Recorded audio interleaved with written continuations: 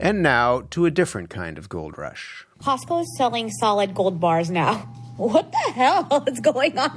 I was like, yeah, get jewelry at Costco. Get jewelry. Now they're selling solid gold bars. Okay, so here's the gold. It's heavier than I thought.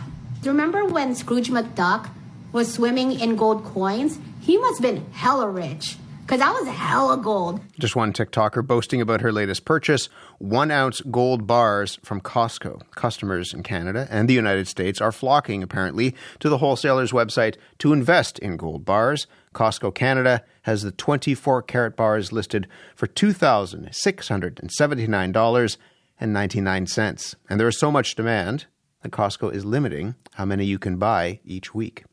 Will Huggins is an associate professor of finance and economics at the DeGroote School of Business at McMaster University in Hamilton, Ontario. Will, good morning. Good morning, Matt. So not just giant vats of hummus and crates of crackers anymore. You can now buy gold at Costco. What do you make of that? I'd say it's a pretty slick piece of marketing, quite frankly. There doesn't seem to be any sort of advantage to buying your gold from Costco compared to buying it from, say, the TD Bank, quite frankly.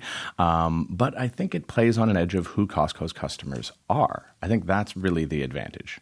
Tell me more about that and the demographic that would be buying gold from a wholesaler. For the most part, there's a lot of different demographics that might be interested in buying gold from a financial point of view, looking for uncorrelated assets. But for the most part, the reason people buy gold is because they've all been told the same story we all heard as a kid, that gold was a hedge against inflation. And as a result, when we start to see the ghost of inflation rising back up after 40 years, people think I should buy some gold. So pretty much anybody who can sell gold is able to tap into people who have these inflationary fears. Now, the biggest group of people who have those fears are those who were adults during the late 70s and early 80s. And they remember very specifically what happened when interest rates started hitting 18 and 20% for mortgages.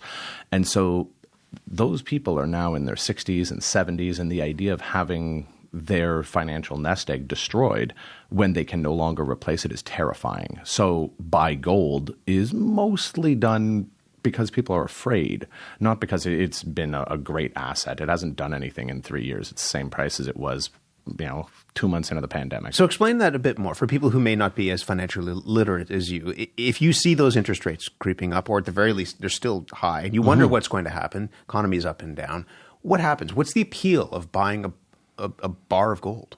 The real appeal is that it plays to mythology, that gold is safe, gold is secure, gold always holds value.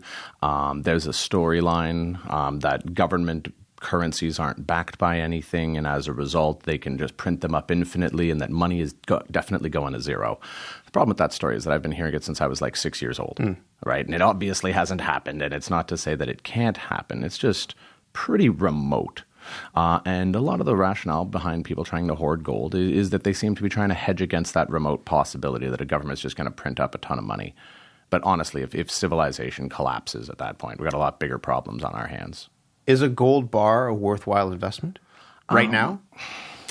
If you had X amount of dollars, what is it, $2,679.99, is that worth parking it in a bar of gold? I think there's some real problems with making an individual purchase of a bar of gold. And it's not so much that gold is a good or bad investment. I got to always be careful about investment advice on the radio. Investment advice, right?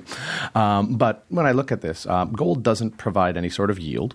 It doesn't actually hedge against inflation. And if you're going to store gold bars at your house, you're kind of waiting to be robbed. Like that's like keeping $40,000-$50,000 worth of cash in your house. You would want to insure it. You got to worry about security on this. It's a lot easier to indirectly own gold through like e-gold or something like that. Go back to the yield. I mean, there are banks right now that are offering, 5% savings on if you open a savings account or you park your money, if you happen to have disposable income into a savings account, you can get a decent return in interest. The government of Canada will pay you 5% a year as an annualized rate right now for taking basically no risk at all. And so if I buy everything's gold, in competition with that. Is the value of the gold that I buy, is that going up anywhere near 5%? It's not necessarily going up at all. In fact, gold doesn't yield. That's always been one of the challenges of gold throughout economic history is it doesn't grow, it doesn't yield, it doesn't self-reproduce. It's not like a herd of cattle or some land or a corporate entity that we can keep bringing new people into. It's just a yellow rock. It's got some industrial value to us, but it doesn't have a lot of functionality to it. It doesn't grow like a lot of other financial assets do. Its advantage, strictly speaking, is that it is not correlated very much with stocks, bonds, real estate, and other things people owe. That it is what it is. It is its own value inherent in itself. That's right. Now, the other thing about that is that gold, part of its mystique comes from the ability that it's easy to carry around. If you have to flee the country with nothing but a suitcase, you can carry a lot of money in a suitcase if you've got gold, right? So that's part of it. And it's easy. Have you thought a lot about smuggle. this, fleeing the country with a suitcase of gold? Well, only in the context that in certain places, an investment in gold makes more sense than others. Sure. It's kind of like if we were to looking at the last story of crypto. Cryptocurrencies aren't going to replace Canadian dollars or US dollars anytime soon, but they might replace some less functional currencies around the world. Say, Venezuelan bolivars or, Zimbabwean dollars, right? For them, things like Bitcoin are awesome. In the same way, gold is awesome for people who have really unstable currencies. It's a decent store of value. It's just not really a problem we have in Canada. If you buy the bar of gold from the big box store, and you want to sell it, how do you go about selling gold? That's the tricky part, right? Like everybody's like, oh, Costco's selling me gold. Cool. You gave Costco some cash and they are not interested in buying that gold back from you. You're going to find, my guess is to find the dude from Oliver Jeweler who is going to buy your gold while looking strangely across the counter at you. Will the bank buy it back for you?